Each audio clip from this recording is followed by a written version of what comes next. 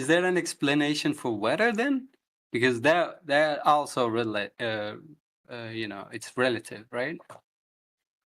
Weather. Yeah. Listen, everything works the same. Like, we're not proposing things work different. Can you say Yeah, that again? weather would work the same on a flat or a globe Earth. What can you be more specific? What you mean? Like if you what you're saying is like the sun moves away and then it gets dimmer, that means the sun is much smaller, right? Yeah. And is that what you're saying? It's Because that's what Depends what the sun is. What is the sun? 不要吵啊，超小。 I've got a fun question, globe friends. So the sun changes its brightness throughout the day. The sun is 23,000 times brighter in luminosity when it's at its highest point in the sky compared to where it is directly on the horizon. 23,000 times difference in luminosity. How come stars don't do that? Ooh. Ever think about that? Stars don't change 23,000 times, and they're much dimmer to begin with. Right. So if it's air causing attenuation, and only air that we breathe causing attenuation of sunlight, then shouldn't that same air also attenuate the much weaker starlight? And then That's a great point. That's a great point, Yoda. And also with the person that brought up the Burj Khalifa, climbing to the top to see the sunset again. Who's ever done that with a star? Who's watched a star set, climbed to the top of Burj Khalifa and could see the star again? I don't think you can do that either. well, stars are much further than the sun. The sun is also a star, but it's closer to Earth. Is the sunlight parallel to Earth? Is the sunlight parallel to Earth? Does it have like direct sunlight on Earth at all times? Is that what you're saying?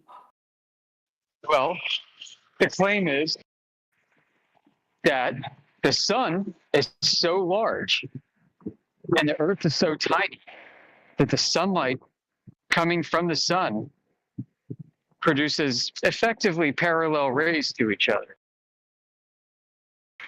It's as if the sun's surface is flat.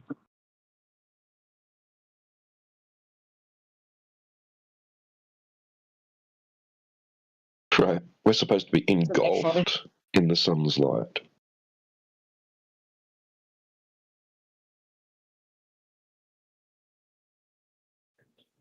So what are you trying to say? Like it should be day at all times?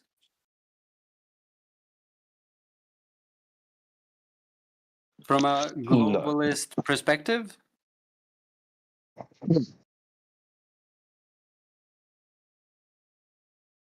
No, not at all. No.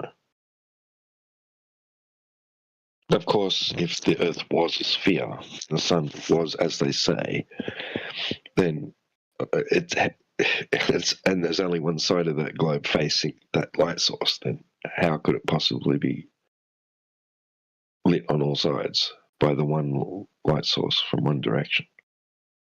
It's silly.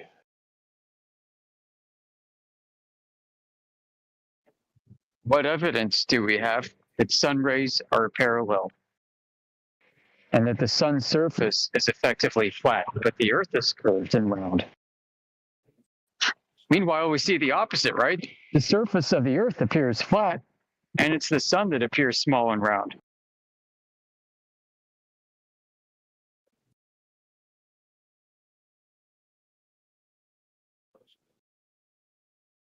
When you guys are talking about perspective, that like when you see the sun so small, it's just far away. When the moon gets closer to Earth, it gets bigger. When The the sun moon also is changes in solar diameter. You can see this with solar filters.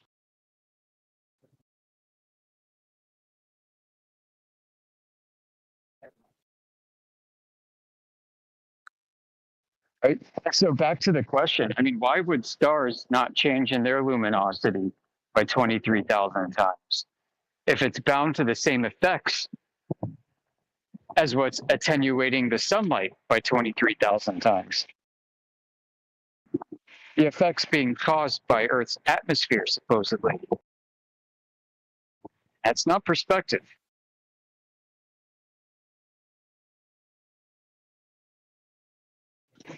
The Yeah. point of this probing question is to get you to reconsider what the hell the sun, moon, and stars actually are. Yeah, I think I'm getting to that. Yeah. So you don't think they work differently. They have different sizes. That's what you think. Yeah, I don't know by what means they're manifesting themselves. I don't know what the medium is that they're in. We've got great stories from NASA and from anybody who accepts this cosmology that prevails today. But the stories are full of holes. We identify problems and we talk about those problems here. Did you guys talk about how does the sun, we get like if you're in the northern hemisphere, for example, if you're in America, you get like a half day of sunlight and the other half is dark. But if you went south on a specific time of year, it's 24 hours. It doesn't disappear. So how is Yeah. that? Is there Well, just multiple suns? not that you know, but I mean, it looks like it moves. It moves, but it doesn't disappear from there. Like if you're Right. in the southern hemisphere, like if you're But that's it. It moves Antarctica. away.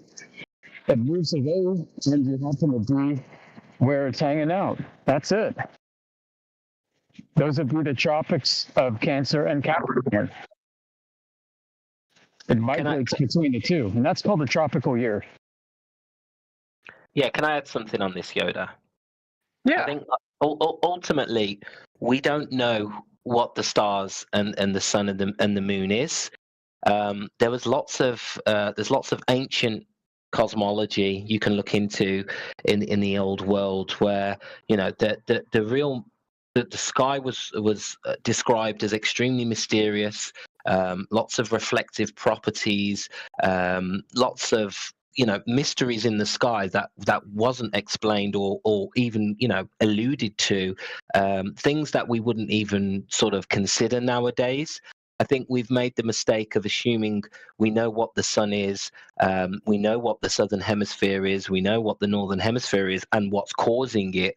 Once you've taken that away, the sky could be anything, and the southern hemisphere could be completely different from the northern hemisphere. So I just want you to keep an open mind, that looking at a 24-hour sun in the south doesn't prove anything in terms of where we live. The heavenly bodies and the stars is extremely mysterious, and I think we've lost that after they gave us the globe model. Yeah, and crazy calendars. I mean, we can continue on with the sun all day. I've got some more interesting facts about the sun you probably haven't heard of. Tell me. Okay. So we have 365 days in a year. Everyone knows this. And you can watch the sun go up and the sun go down 365 days. And they say due to Earth's movement around the sun, there's a little bit extra. They say there's like 365.24 days in a year. There's like this gradual accumulation of 1/4 a day every year.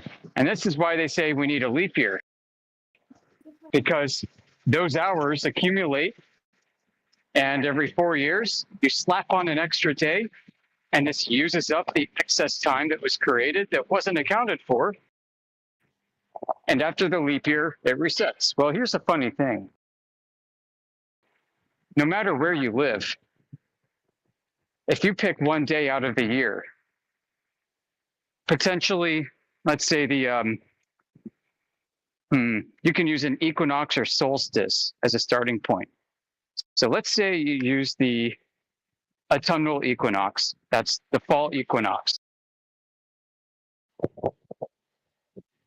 as a starting point. You can then count 365 sun-ups and sundowns before the sun returns back to where it was, and you're at the autumnal equinox again. You can do this the next year and count 365 up and down. And then the next year, 365 sun-ups and sundowns. But on the fourth year, there are 366 sun-ups and sundowns by the time the sun gets back to where it started on the autumnal equinox. In other words, somewhere in there is an actual extra day for the sun to return back to the autumnal equinox position. How does that work under heliocentrism?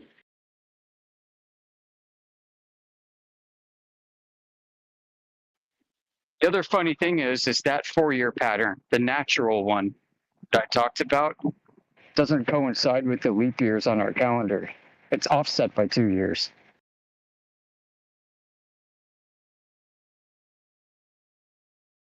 So unless you were paying attention, you wouldn't know to look for it. Isn't that weird?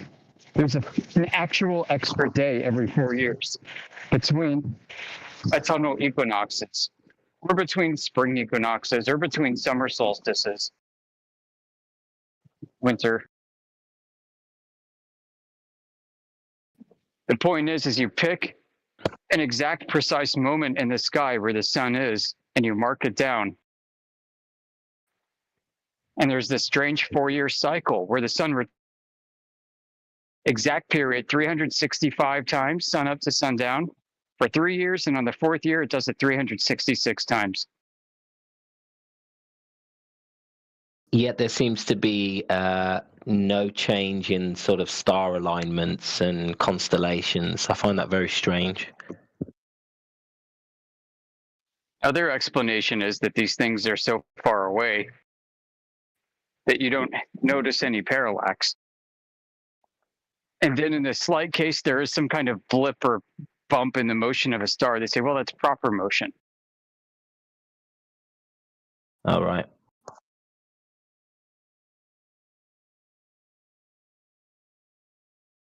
Yeah, those wascally wabbits, they make their claim unfalsifiable by saying it's happening so slowly, but it is changing, but so slowly that human beings, even over multiple lifetimes of recording these, are not going to notice or barely notice any change.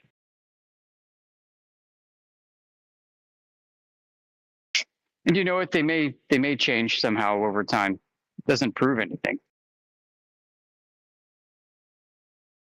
I was wondering, Yoder, for the gent before he leaves, he did ask about GPS. I was going to mention a few things, but I think I'd love you to touch on sort of, you know, the reference in the flat Earth and the ECEF coordinates if you've got time. Yeah, sure. So most people don't understand that these things are just beacons that are providing a physical signal, and that they have to be at a certain elevation in the sky for you to acquire them. Or at least you have to be pointing at a certain elevation in the sky to acquire them. Probably because whatever direction they're coming from, there's a lot of crap in the way on the horizon. Trees, hills, cars, buildings. So you're already not talking to all the satellites at once. You're using a limited view of the sky. And you're actually not talking to them. They're talking to you. They're one way. They transmit from wherever they are to your receiver. All the fun stuff happens on your receiver. The receivers, most of them actually, will provide 2 coordinate reference systems. And the primary one that it uses for you is going to be east-north up or north-east down. This is a planar flat Earth coordinate reference system. Most people are unaware of this, that yes, GPS spits out flat Earth coordinates for every receiver. For every receiver, rather, takes GPS beacons and converts into flat Earth coordinates. Why is that? At the same time, they'll also calculate ECEF coordinates. ECEF globally chains everybody's flat Earth locations together.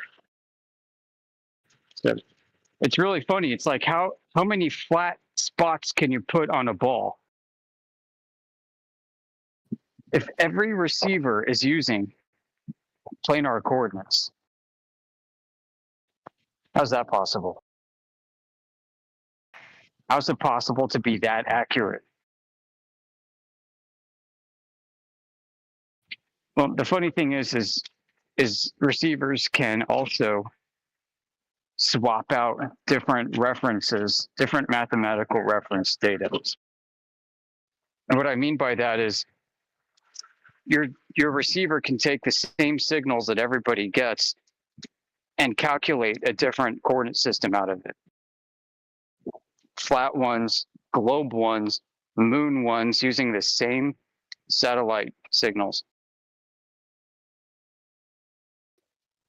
It's because it's pretty arbitrary, guys.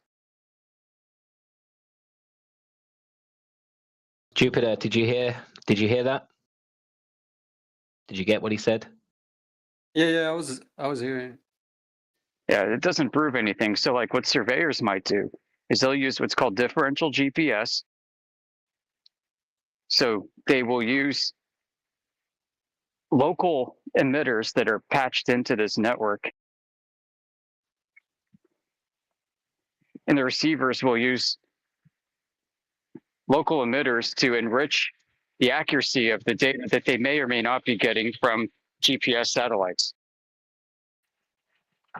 And they can process those signals that they're getting, very accurate signals. They can process that into any coordinate reference system they like. On their total stations that they may use for this, they can select which reference ellipsoid to use. The one that was made in the 1860s, one that was made in the 1920s, one that was made in the 1980s, one that was made in the 1990s. And all of their coordinates don't match each other. They can also decide to use state plane coordinates, flat Earth coordinates. That's right. In some parts of the world, they may be required to actually use a flat datum instead of a globe datum. One case in point is something called the British National Grid System, which was created from the UK Ordnance Survey. This is a 2,500 kilometer by 2,500 kilometer square centered over Great Britain. And it's flat coordinates. They don't match latitude and longitude at all. What's that grid system called? British National Grid System. What do they use that for? Probably official surveying of the realm. Right. Yeah, just raw surveying. Yeah, makes sense. And they will slap that onto a reference ellipsoid if they want, and they have done that. They've taken these squares and they've bent them onto WGS 84, but that's optional.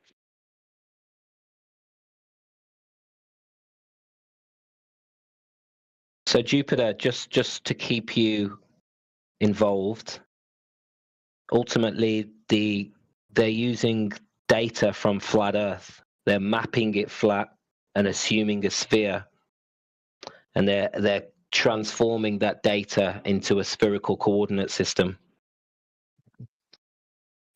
This is the same process. ECEF. Yeah. We see the same pattern, the same template, you could say, like everywhere we look. Physical measurements are flat. The ones in reality are flat. And then the calculations come in afterwards, or they bend it around a ball. They do this for navigation. They do this for surveying. He's actually onto something there. If he could find a very large flat lake, a slightly buoyant string across the lake, he could easily prove there's no curvature.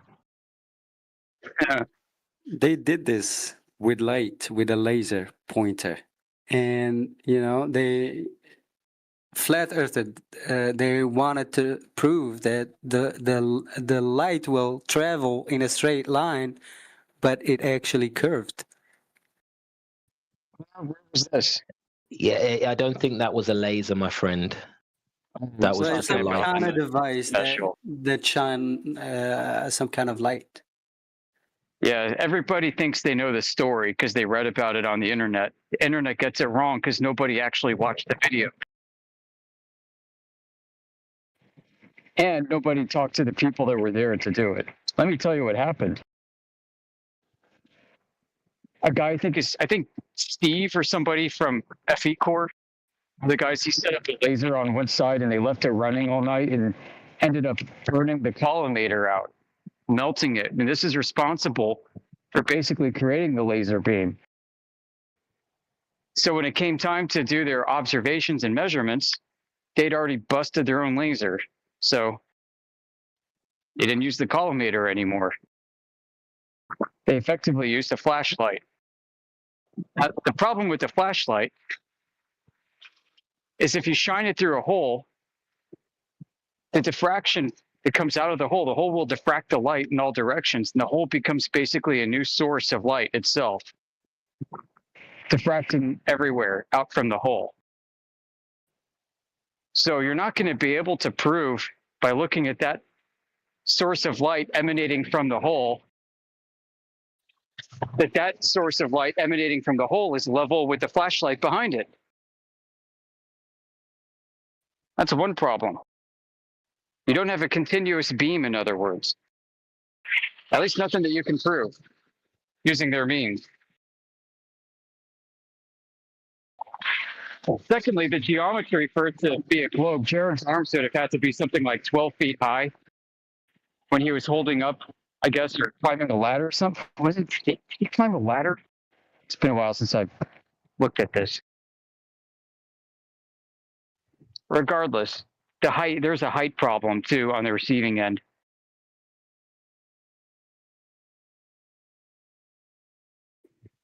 So whatever they did didn't prove that Earth was a globe, and they couldn't have any means to do it. Meanwhile, we've got much more professionally done, you could call it that, much more rigorously done laser tests by people who have PhDs in related fields of optics.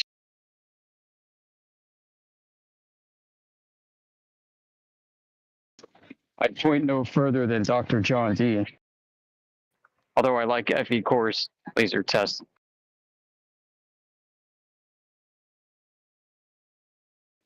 So if you're interested in laser tests, I'm sure someone in the text chat could post you a bunch. Yeah, I can post the FE Core one. I'd love for somebody to submit what is presented as a globe curvature measurement with the laser. Nobody's ever done that. Same with infrared. I'd love for somebody to say, we found the globe horizon in infrared, here it is. Nobody's ever done that.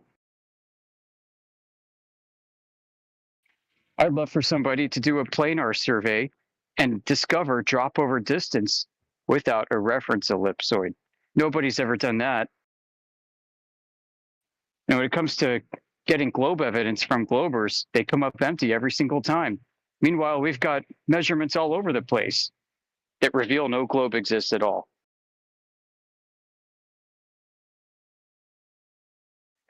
And what's their best argument? Well, satellites, GPS. Well, guess what? We looked into how those things work, and no, they're not exclusive proof at all, the globe. Now, you have a story of how they work, of course. How can you verify any of that?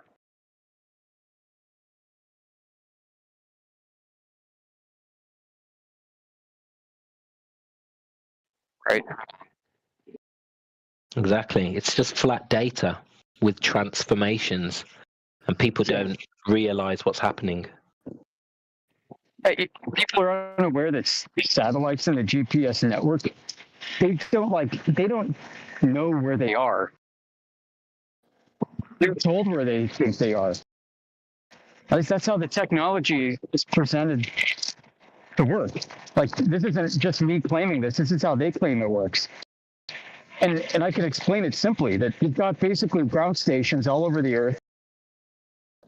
These ground stations are looking for these satellites, and they track them using elevation and azimuthal angles in the sky, noting their time and their angular displacement in the sky. And so the ground stations transmit their coordinates along with their observations of where they think these satellites are, all of them, to a central processing station. And then the central processing station says, basically, all right, if Earth is a globe and these things we're seeing there, then we're going to go broadcast to all these satellites where they think they are, based off of where they were seen, based off of the assumption of a globe. And so the main hub, ground processing station, prepares the data, and then that data is beamed in the uplink and the backhaul to the constellation of GPS satellites. So now the GPS satellites are told where they are based off of where people saw them, based off of where they thought they were on the globe. The whole thing's circular. Meanwhile, the receivers are not globe dependent whatsoever. They collect the beacons, and they can assemble and retransform that data into any shape they want. Scared about Mama. It's okay. They're not The gonna- more I hear you talk, the more I'm realizing the globe is just a coordinate system. That's all it is. It's actually not flat though. Did you know that? Right. So if you were to take the globe and remove all the land You masses know and it's a water off globe of it, because it's a circle. you're basically it's not left. flat. You're basically left with the celestial sphere. Stupid. Yeah, he's upset. So yeah, you take the globe, remove the land masses, remove the water, remove all the markings. You got a celestial sphere. Just start rotating it around 15 degrees per hour. So the equator represents what's called the celestial equator, and this is where you measure declination from the stars. So if you have like a telescope and you want to aim it at the sky, you can obtain what's called like the right ascension of stars, which is where they are longitudinally with respect to how far away they are declination from the celestial equator. And that's all latitude and longitude. It's just been translated. It's been projected from the sky onto the ground, and then the ground retains the same geometry that the sky was conceived to be. I feel like longitude was the most powerful tool that they created for the globe. Oh yeah. It's the biggest tool they've got, isn't it? Because every so-called globe evidence relies on this longitude coordinate system. Without that, they don't have any evidence whatsoever. Yep. There's a lot of trickiness that goes on. Nevertheless, I mean, people in the South do witness an apparent location in the sky around which arcs of stars are traced. And that point is fixed. But the question is are you staring like in a long tube and you've got perspective? Or are you staring at a dome and you're seeing a point on it? Or are you staring at some other geometry? Is it something that's just so incomprehensibly complex you have no idea what the hell it could be? Nobody freaking knows. But people created a sphere out of the sky nonetheless. And the sphere was created from picking and choosing which stars work the best. And you're only supposed to observe those stars within the celestial sphere concept. You're only supposed to observe those stars between certain times and at certain elevations. So the sphere itself was an arbitrary choice based off of a selective and limited view of the sky. That's it. And there are other ways to conceive the sky geometry. That has profound implications for using it. Because if you're going to retain whatever geometry you create out of the sky, if you're going to use that for navigating and you want to simplify it, you're going to create the ground to be the same shape. And however you use it will be internally consistent.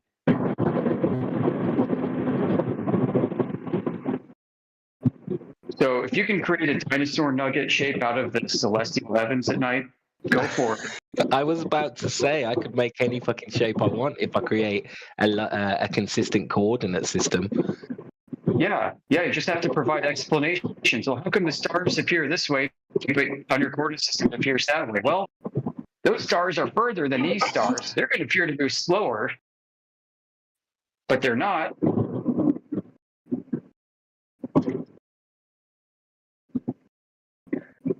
Pretty funny. This is the hocus pocus of the globe, and it just goes over everybody's head. And I must admit, it's not easy to wrap your head around, right? It's very, because they've built so much technology that uses it. People don't realize that, you can't, you can't put the globe on a flat. You can't put the globe on a flat map. You know what I mean? People don't even realize that, and that, this system is to kind of correct for the fact that we can't actually map the globe as something in reality in terms of a map. I gotta go. And sheepdog, you're hot micing. Please mute. All right, Yoda. Always a pleasure to hear your input.